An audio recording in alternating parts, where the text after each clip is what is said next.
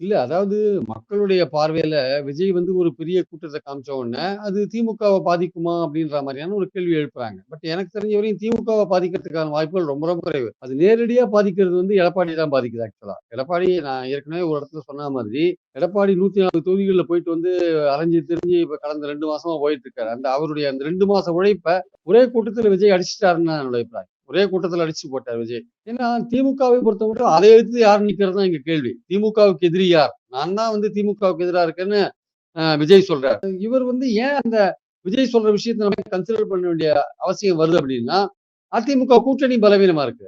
அதிமுக, பாஜக ஜெல் ஆக மாட்டேங்குது. அவங்களுக்குள்ள பல முரண்பாடுகள் இருக்கு. அதிமுக இட்செல்ஃப் வீக்கா இருக்கு. புரிந்து போறவங்கள சேர்க்க மாட்டேன்றாங்க. அதே மாரி பார்த்தீங்கன்னா, அதிமுகவோட புதிய கூட்டணிகள் யாரும் வந்து சேர மாட்டேன்றாங்க. அப்ப அதிமுக கூட்டணியே பலவீனமா இருக்கு.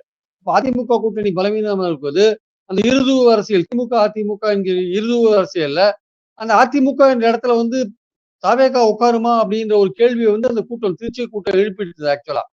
அதுதான் அங்க முக்கியமான பாயிண்ட் ஆக்சுவலா. அதுதான் நான் நினைக்கிறேன். ஏன்னா, திமுக கூட்டணி ஆளுங்கட்சியா இருக்கு. இப்ப ஆளுங்கட்சிய வீழ்த்தணும்னா, அந்த எதிர்க்க நிக்கிறது யாருன்றதான் இங்க போட்டி இப்போ.